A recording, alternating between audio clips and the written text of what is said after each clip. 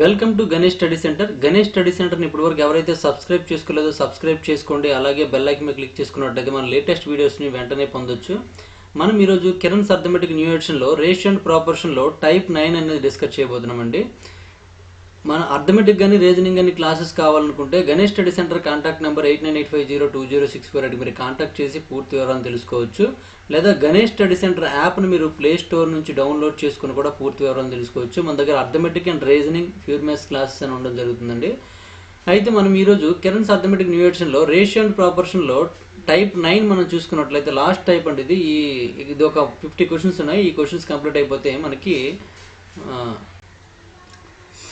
Question number 31 నుంచి చూడండి. In a cricket match there are 3 types of tickets say A, B and C each costing 1000 rupees, 500 rupees and 200 rupees respectively. The ratio of the tickets sold of categories A, B and C is 3:2:5. If the total collection from the selling the tickets is 2.5 crore, find the total number of tickets sold అని ఇచ్చారండి. అక్కడ cricket match జరుగుతుందండి. ఆ cricket మ్యాచ్లో 3 రకాల టికెట్లు ఇవ్వడం జరుగుతుందండి. ఒకటి ఏ అనే మోడల్ టికెట్ అండి. ఏ, బి, సి అనే 3 రకాల టికెట్లు జరుగుతున్నాయండి, ఇవ్వడం జరుగుతుంది. అవి సోల్ అయినవి అంటే మొత్తం సెల్ అయినవి, సోల్డ్ అని రాసుకోండి. ఇక్కడ సోల్డ్ అయినవి చూసుకున్నట్లయితే రేషియో ఎలా ఉందండి, 3:2:5 రేషియోలో ఉందండి. 3:2:5 రేషియోలో. కానీ కాస్ట్ పరంగా చూసుకున్నట్లయితే ఏ అనే టికెట్ 1000 రూపీస్ అండి, బి అనే టికెట్ 500 రూపీస్, సి అనే టికెట్ అనేది 200 రూపీస్ అనమాట. ఈ విధంగా చూసుకున్నట్లయితే మొత్తం టికెట్స్ చూసుకున్నట్లయితే మొత్తం 2.5 crores అనేవి 2.5 crore అనేది సేల్ అవ్వడం జరిగింది అండి, టోటల్ అమౌంట్ అనమాట. ఇప్పుడు టోటల్ అమౌంట్ కావాలంటే ఇది టికెట్ కాస్ట్ అనమాట. ఇది టికెట్ కాస్ట్. ఇక్కడ చూడండి, మొత్తం ఇక్కడ ఏ అనే టికెట్లు అనేవి 3 సేల్ అయ్యి అనుకోండి, అంటే ఒక్కొక్కటి 1000 చెప్పిన 3000 వస్తుంది అనమాట. అలా మనకి మొత్తం చాలా ఎక్కువ టికెట్స్ అనేవి సేల్ అయ్యండి. అప్పుడు మనము ఎన్ని సేల్ అయ్యని తెలుసుకోవడం కోసం ఇక్కడ ఎక్స్ అనేది కంపల్సరీగా తీసుకోవాల్సి ఉంటుంది. ఇంతకుముందు ఎక్స్ తీసుకోకుండా డైరెక్ట్గా చేస్తాం, ఇక్కడ ఎక్స్ తీసుకోవాల్సి ఉంటుంది అనమాట. ఇప్పుడు ఇంటూ చేయండి, 3 × 1000 అంటే 3000 అవుతుందండి. 3000 ఎక్స్ ప్లస్ 5 × 2 అంటే 1000 అండి, అంటే 500 × 2 1000 ఎక్స్. అలా ఇక్కడ కూడా 200 × 5 అంటే 1000 అవుతుందండి, 1000 ఎక్స్ అండి. మొత్తం కలిపి ఎంత అయిందండి, 5000 ఎక్స్ అయిందండి. 5000 X is equal to 2.5 crores అనమాట. అంటే 2.5 crores మీన్స్ ఏంటంటే 2.5 crores మీన్స్ 2 crores 50 lakhs అని అర్థం అనమాట. Therefore X is equal to ఏమవుతుందంటే 2.5 crores బై 5000 అవుతుందండి. 5000 ఇక్కడ ఈ 3 zeros ఈ 3 zeros క్యాన్సిల్ అయిపోతుందండి. 5తో చూసుకున్నట్లయితే 5 5s అండి. అంటే ఎక్స్ ఈజ్ ఈక్వల్ టు ఏమవుతుందండి 5, ఇక్కడ 3 zeros మిగిలియండి, అంటే 5000 అయిందండి. ఎక్స్ ఈజ్ ఈక్వల్ టు ఎంత అండి 5000. మనకు కావాల్సింది ఏంటండి, find the total number of tickets sold అన్నాడు. టోటల్ నెంబర్ కావాలండి. టోటల్ ఎంత అవుతుంది చూడండి, ఇక్కడ 3x 2x 5x అంటే ఎంత అయిందండి 10x అయిందండి. Therefore answer is equal to ఏమవుతుందండి 10x అవుతుంది అనమాట. 10x మీన్స్ 10 × 5000 అండి. 10 × 5000 ఈజ్ ఈక్వల్ టు 50,000 అనమాట. అంటే మొత్తం 50,000 టికెట్స్ అనేవి సేల్ అయ్యాయని అర్థం అండి. అంటే third one is correct answer. చాలామంది తొందరకి ఇక్కడ ఎక్స్ ఈజ్ ఈక్వల్ టు 5000 వచ్చింది కూడా వెంటనే 5000 ఆన్సర్ అంటే కరెక్ట్గా పెట్టేస్తారు, టిక్ పెట్టేస్తారండి. తప్పు అయిపోతుంది. చూసుకోండి, మనకి ఏం అడిగాడండి, మొత్తం టోటల్ టికెట్స్ కావాలన్నాడు కాబట్టి టోటల్ టికెట్స్ అంటే 10x కాబట్టి 10 × 5000 ఈజ్ ఈక్వల్ టు 50,000 అవుతుందండి. అంటే టోటల్ ఆ క్రికెట్ మ్యాచ్ సంబంధించి 50,000 టికెట్స్ అనేవి అమ్మడం జరిగినట్లయితే, సోల్డ్ అయినట్లయితే మనకి 2.5 crores అనేది ఇన్కమ్ వస్తుందని అర్థం అనమాట. ఓకే, నెక్స్ట్ వన్ చూడండి, క్వశ్చన్ నెంబర్ 32 అండి. An office opens at 10 AM and closes at 5 PM and the lunch interval is for 30 minutes. The ratio of the lunch interval to the total period of the office hours is అని ఇచ్చారండి. ఇక్కడ lunch interval చూసుకున్నట్లయితే ½ an hour అండి. 30 minutes ఇక్కడ ఇవ్వడం జరిగింది, నేను ½ an hourగా తీసుకున్నానండి. నెక్స్ట్ మొత్తం టోటల్ చూసుకున్నట్లయితే 10 to 5 చూసుకున్నట్లయితే 10 to 12 2 అండి, 12 to 5 అంటే 5 అండి. అంటే 2 + 5 అంటే 7 hours అవుతుందండి. ఇక్కడ 7 hours రాసుకోండి. ఈ రెండింటికి రేషియో కావాలంటే 1/2:7 కాబట్టి 2 అటు వెళ్ళిపోతుందండి. అంటే 1:7 2 ఎంత అండి 14 అండి. ఈ రెండింటికి రేషియో ఏమవుతుందండి 1:14 అవుతుంది. చూసుకోండి, ఇక్కడ మన 14:1 కూడా ఉంది. ఏది ముందు ఇచ్చాడు చూడండి, the ratio of lunch interval అన్నాడు. లంచ్ ఇంటర్వెల్ ముందు కాబట్టి లంచ్ ముందు తీసుకున్నానండి ఇక్కడ, కాబట్టి మనకి 1 ముందు వస్తుంది అనమాట. చూసుకోండి. ఓకే, నెక్స్ట్ వన్ చూడండి, question number 33. The railway fare of air conditioned sleeper and ordinary sleeper class are in the ratio 4:1. The number of passengers travelled by air conditioner sleeper and ordinary sleeper classes were in the ratio 3:25. If the total collection was 37,000, how much did air conditioner sleeper passenger pay అని ఇచ్చాడండి. ఇక్కడ చూడండి air conditioner and ordinary ఉందండి, అంటే AC ఒకటి ordinary అండి. AC చూసుకున్నట్లయితే ఇక్కడ చూడండి టికెట్ ఫేర్ చూసుకున్నట్లయితే టికెట్ ఫేర్ అనేది ఎంత ఉందండి, 4:1 రేషియోలో ఉందండి. నెక్స్ట్ నెంబర్ ఆఫ్ పర్సన్స్ చూసుకున్నట్లయితే అంటే పాసింజర్స్, నెంబర్ ఆఫ్ పాసింజర్స్ చూసుకున్నట్లయితే 3:25 రేషియోలో ఉందండి. 3:25 రేషియోలో ఉందండి. అంటే ఇన్కమ్ కూడా ఎలా వస్తుందండి, ఈ రెండింటి ఇంటూలో వస్తుంది, ఎందుకంటే పర్సన్స్ ఫేర్ అవుతుంది కాబట్టి. అంటే 12:25 రేషియోలో వస్తుందండి. టోటల్ ఎంత అవుతుంది చూడండి, ఇక్కడ 12:25 అంటే 37 అవుతుందండి. అంటే 37 పార్ట్స్ ఈజ్ ఈక్వల్ టు 37,000 అండి. అంటే 1 పార్ట్ ఈజ్ ఈక్వల్ టు ఏమవుతుందండి, 1000 అవుతుంది అనమాట. కాబట్టి ఇక్కడ 12:25 వచ్చింది కదా, కాబట్టి ఇంటూ 1000 అవుతుంది, ఇక్కడ ఇంటూ 1000 అవుతుందండి. అంటే ఫస్ట్ క్లాస్ వల్ల అంటే ఏసీ వల్ల 12,000 రూపీస్ వస్తుందండి, మరియు ఆర్డినరీ వల్ల 25,000 రూపీస్ వస్తుందండి ఇన్కమ్. మనకి ఏమడిగాడండి, how much did air conditioner sleeper passengers pay అని ఇచ్చాడండి. అంటే ఎయిర్ కండిషనర్ లో ఉన్నవాళ్ళు అంటే ఎయిర్ కండిషనర్ ఇదే కదండి, ఎంత పే చేశారని అర్థం అండి. అంటే 12,000 రూపీస్ పే చేశారండి. కాబట్టి third one is correct answer అండి. Third one is correct answer. ఈ విధంగా చేసుకోండి. ఈ మోడల్లో ఆల్రెడీ మనం 3-4 క్వశ్చన్స్ ఆల్రెడీ చేయడం జరిగింది ఇదే టాపిక్లో, చూసుకోండి ఒకసారి. నెక్స్ట్ వన్ చూడండి, క్వశ్చన్ నెంబర్ 34 అండి. The ratio of the amount of work done by X-1 laborer in X+1 days and that done by X+1 labor in X+2 days is 5:6. Then the value of x అని అడిగాడండి. ఇక్కడ చూడండి మనకి ఏంటంటే labour మరియు days ఇవ్వడం జరిగింది కాబట్టి ఇది మనము టైమ్ అండ్ వర్క్ టాపిక్ని ఉపయోగించుకుంటూ చేసుకుంటే వచ్చేస్తుంది అనమాట. ఓకే, టైమ్ అండ్ వర్క్లో మనము చైన్ రూల్ సంబంధించి మనం చెప్పుకున్నట్లయితే M1D1 అనేసి ఫామ్లో చెప్పడం జరిగిందండి.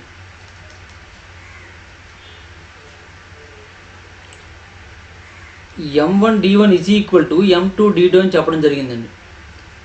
ఆ ఫార్ములా ప్రకారం మనం చేసుకున్నట్లయితే ఇక్కడ చూడండి, ఇక్కడ నేను ఏంటంటే దీన్ని రేషియో మోడల్లో చేసుకోండి, ఎందుకంటే ఇక్కడ చివరికి రేషియో మనకి ఇవ్వడం జరిగింది. చూడండి ఇక్కడ ఈ దేనికంటే దీనికి రేషియో ఇవ్వడం జరిగింది, అంటే దీనికి రేషియో రూపంలో ఇవ్వడం జరిగింది కాబట్టి నేను అలాగే తీసుకుంటున్నాను. నేను ఇక్కడ ఏమవుతుందంటే ఫస్ట్ వన్ ఏమన్నాడండి, amount of work done by X-1 laborer అంటే M1 అవుతుంది అనమాట.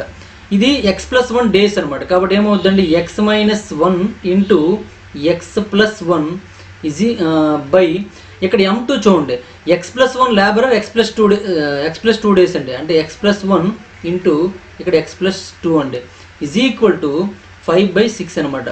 ఓకేనా, ఇలా రేషియో ఇవ్వడం జరిగింది కాబట్టి ఈ రెండు క్యాన్సిల్ అయిపోయండి.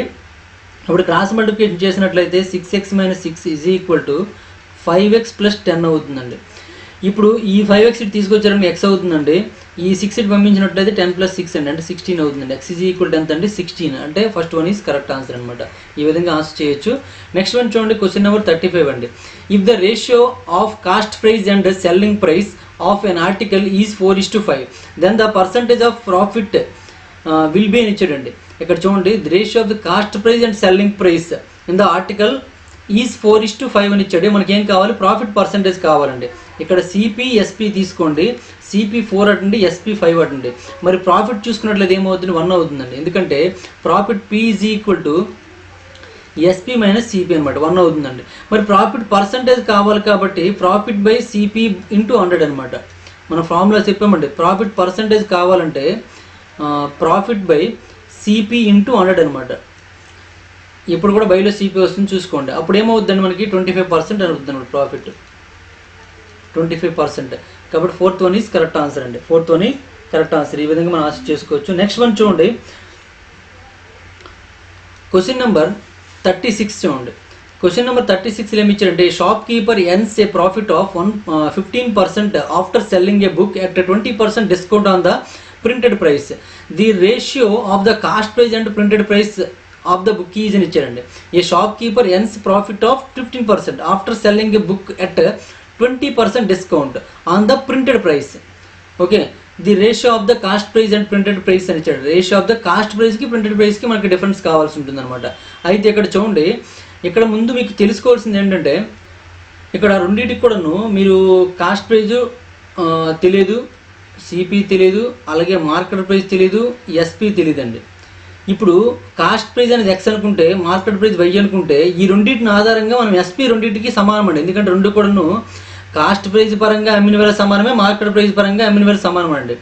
ఇప్పుడు చూడండి, ఫస్ట్ అన్నాడు ప్రాఫిట్ ఆఫ్ 15% ఆఫ్టర్ సెల్లింగ్ అన్నాడు. అంటే ఇక్కడ ఎస్పి పరంగా చూసుకున్నట్లయితే కాస్ట్ ప్రైస్ పరంగా చూసుకున్నట్లయితే ఎక్స్ ఇంటూ 15% ప్రాఫిట్ వచ్చింది కాబట్టి 115/100 అవుతుందండి. అదే దీని పరంగా చూసుకున్నట్టు మార్కెట్ ప్రైస్ పరంగా చూసుకున్నట్లయితే ఎంత డిస్కౌంట్ ఇచ్చాడండి, 20% డిస్కౌంట్ ఇచ్చాడంటే ఇంకెంత ఉంటుందండి, 80 ఉంటుంది కాబట్టి 80/100 అనమాట. ఈ 100 క్యాన్సిల్ అయిపోతుందండి. మరి ఎక్స్ ఈ వై తీసుకొచ్చామనుకోండి, x/y ఈక్వల్ ఏమవుతుందంటే 80/115 అవుతుందండి. 5తో మనం క్యాన్సిల్ చేసినట్లయితే 5తో 5 1 5 అండి, ఇంకా 30 ఉంటుంది, 5 6 అండి, 16. నెక్స్ట్ ఇక్కడ 5తో చూసుకున్నట్టు 5 2 10 3 అండి, అంటే 23 వచ్చిందండి. Therefore x is to y is equal ఎవరెవరికి అడిగాడు, కాస్ట్ ప్రైస్కి ప్రింటెడ్ ప్రైస్కి అడిగాడు కాబట్టి x is to y is equal ఏమవుతుందండి 16:23 అవుతుందండి. 16:23. మనము ఇదేంటండి దీని పరంగా అంటే ఏదండి కాస్ట్ ప్రైస్ పరంగా సెల్లింగ్ ప్రైస్ అండి, ఇదేంటండి మార్కెట్ ప్రైస్ పరంగా సెల్లింగ్ ప్రైస్ అండి. రెండు సెల్లింగ్ ప్రైస్లు ఒకటే కాబట్టి రెండు ఈక్వల్ చేస్తాం, అంతే, ఇంకేం లేదండి. ఇక్కడ కాస్ట్ ప్రైస్ పరంగా సెల్లింగ్ ప్రైస్ ఎలా అయిందంటే సెల్లింగ్ ప్రైస్ రావాలంటే ఏం చేయాలండి, మనము కొన్న దానికి లాభం కల్పిస్తే మనకి ఏమొస్తుందండి, సెల్లింగ్ ప్రైస్ వస్తుందండి. అలాగే ఇక్కడ మార్కెట్ ప్రైస్ నుండి సెల్లింగ్ ప్రైస్ కావాలంటే డిస్కౌంట్ తీసిస్తే మనకి ఏమొస్తుందండి, సెల్లింగ్ ప్రైస్ వచ్చేస్తుందండి. కాబట్టి డిస్కౌంట్ 20% ఇక్కడ తీస్తాను అనమాట. ఇక్కడ లాభం కాబట్టి కలిపాను, ఓకే, అంతే, ఇంకేం లేదండి. మీరు ప్రాఫిట్ అండ్ లాస్ వీడియోస్ చూడనట్లయితే ఒకసారి చూసండి, మీకు సింపుల్గా అర్థమైపోతాయండి. నెక్స్ట్ వన్ చూడండి, question number 37. The rates of working of A and B are in the ratio 2:3. The number of days taken by each of them finish the work in the ratio అని ఇచ్చాడండి. ఇక్కడ చూసుకున్నట్లయితే ఇక్కడ rates చూసుకున్నట్లయితే 2:3 రేషియోలు ఉన్నాయండి. Rates అనేవి 2:3 రేషియోలు ఉన్నాయి. కానీ అక్కడ మనకి దానికి తీసుకునే సమయం అడిగాడు కాబట్టి సమయం ఎలా ఉంటుందండి, ఇన్వర్స్ రేషియోలో ఉంటుందండి. ఇన్వర్స్ రేషియోలో ఉంటుందండి. ఈ ఇన్వర్స్ రేషియోలో ఉంది అని అంటే అర్థమేముంది, ఇక్కడ 2:3 కాబట్టి మనకు ఆన్సర్ ఏమవుతుందండి, ఆటోమేటిక్గా 1/2:1/3 అవుతుందండి. దాన్నే మనం సింపుల్గా ఏం రాసుకోవచ్చు అంటే 3:2 అని రాసుకోవచ్చు అనమాట. ఈ 3 ఇటు వెళ్ళిపోతుంది, ఈ 2 ఇటు వస్తుంది. డైరెక్ట్గా మనకి 2 నెంబర్స్ ఇచ్చాడు కాబట్టి ఇన్వర్స్ రేషియో అంటే దీనికి రివర్స్ రేషియో చెప్పేసి సరిపోతుందండి. 3:2 ఈజ్ కరెక్ట్ ఆన్సర్ అనమాట. స్పీడ్ విషయంలో కానీ డేస్ విషయంలో కానీ ఇన్వర్స్ రేషియోలో ఉంటుంది, గుర్తుపెట్టుకోండి. నెక్స్ట్ క్వశ్చన్ నెంబర్ 38 అండి. In an army selection process the ratio of selected to unselected candidates was 4:1. If 90 less had applied and 20 less were selected, the ratio of the selected to unselected candidates would have been 5:1. How many candidates have applied for the process అని ఇచ్చాడండి. ఈ ప్రాసెస్కి ఎంతమంది apply చేసి అడుగుతున్నాడు. ఇక్కడ apply చేసే వాళ్ళు 4:1 కాబట్టి అంటే 5 టేబుల్తో పోవాలి, అన్ని 5 టేబుల్తో పోతేనే మన ఆన్సర్ ద్వారా కనుక్కోలేము. అయితే ఇక్కడ చూడండి, ముందు సెలెక్టెడ్కి అన్సెలెక్టెడ్కి మనం చూసుకున్నట్లయితే 4:1 కాబట్టి 4x ఎక్స్గా తీసుకున్నాను నేను. 90 లెస్ యాడ్ అప్లైడ్ అంటే 90 మంది తక్కువ అప్లై చేసినట్టయితే 20 లెస్ వర్ సెలెక్టెడ్ అవుతుందండి. అంటే సెలెక్ట్ అయిన వాళ్ళు ఏమవుతారంటే 20 తగ్గిపోతారండి. ఇక్కడ -20 తీసుకున్నాను. మొత్తం ఎంతమంది అండి, టోటల్ తీసుకున్నట్లయితే ఇక్కడ 5x కదా, అంటే 5x నుంచి 90 తగ్గిపోయారు, 90 తక్కువ అప్లై చేశారనమాట. ఇప్పుడు less were selected, the ratio of the selected to unselected. ఇప్పుడు సెలెక్టెడ్ ఎంతమంది అండి, 4x -20 అండి. మరి అన్సెలెక్టెడ్ ఏమవుతుందండి, అన్సెలెక్టెడ్ చూసుకున్నట్లయితే టోటల్ వీల్ అండి, ఇది సెలెక్టెడ్ అండి. అంటే దీని నుండి ఇది మైనస్ చేస్తే మనకు వస్తుంది అనమాట. ఎంత వస్తుందండి, ఇక్కడ 5x నుంచి 4x తీస్తే x అండి. ఇక్కడ 90 నుంచి -20 మైనస్ చేయాలి కాబట్టి మైనస్ ఇంటూ మైనస్ అంటే ప్లస్ అయిపోతుంది కాబట్టి -90 + 20 అంటే -70 అవుతుందండి. x -70 అనమాట. ఇది ఆల్రెడీ సేమ్ క్వశ్చన్ అనేది మళ్ళీ మనం ఇంత ముందు వీడియోలో చేయడం జరిగిందండి, చూసుకోండి ఒకసారి. అందుకే ఇది ప్రాసెస్ ఇక్కడ ఫాస్ట్గా చెప్తున్నాను అనమాట, ఇంకేం లేదండి. ఇది ఎలా వచ్చిందంటే టోటల్ నుంచి ఏం చేయాలండి, సెలెక్టెడ్ స్టూడెంట్స్ మైనస్ చేయాలండి. సెలెక్టెడ్ స్టూడెంట్ ఏమైంది, 20 మంది తగ్గారండి. అంటే అన్సెలెక్టెడ్ స్టూడెంట్స్ అనే వాళ్ళు పెరగవచ్చు తగ్గొచ్చు. కానీ ఇక్కడ అప్లై చేసే వాళ్ళు 90 మంది తగ్గారు కాబట్టి దీని నుంచి టోటల్ స్టూడెంట్స్ నుంచి సెలెక్టెడ్ తీసేస్తే అన్సెలెక్టెడ్ వస్తుందండి. దాని రేషియోలో ఇవ్వడం జరిగిందండి 5/1 అనేది. ఇప్పుడు క్రాస్ మల్టిప్లికేషన్ చేసినట్లయితే 4x - 20 = 5x - 350 అండి. ఇప్పుడు ఈ 4x ఇటు పంపించండి, అంటే 5x - 4x అంటే x అవుతుందండి. ఈ 350 ఇటు పంపించండి, 350 - 20 అవుతుందండి. అంటే x ఈజ్ ఈక్వల్ టు 330 అవుతుందండి. x ఈజ్ ఈక్వల్ టు 330 అయినట్లయితే మనకి ఏమన్నాడండి, how many candidate applied for the process అన్నాడు. ప్రాసెస్కి అప్లై చేసిన వాళ్ళు కావాలి కాబట్టి ఎంతమంది అండి, 5x కాబట్టి 5 × 350 అండి, సారీ 330 అండి. అప్పుడు ఏమవుతుందండి 0, 5 3 × 15, 5 3 × 15 అంటే 16 అవుద్ది, 1650 అవుతుందండి. 1650 ఫస్ట్ ఆప్షన్ ఉందండి, first option is correct answer అనమాట. ఈ విధంగా మనం ఆన్సర్ చేసుకోవచ్చు. నెక్స్ట్ వన్ చూడండి, క్వశ్చన్ నెంబర్ 39 అండి. The speeds of 3 cars are in the ratio 1:3:5. The ratio among the time taken by these cars to travel the same distance అన్నాడండి. ఇక్కడ మనకి ఏమి ఇచ్చాడండి, ముందు కార్ యొక్క స్పీడ్ ఇచ్చాడండి. ఈ స్పీడ్ అనేది ఎప్పుడు కూడా టైంకి ఇన్వర్స్ రేషియోలో ఉంటుంది కాబట్టి డైరెక్ట్గా ఇన్వర్స్ రేషియో కనుక్కోండి. మనకి ముందు టైం కాదు స్పీడ్, ఇది స్పీడ్ యొక్క రేషియో ఇచ్చాడండి. ఏమని 1:3:5.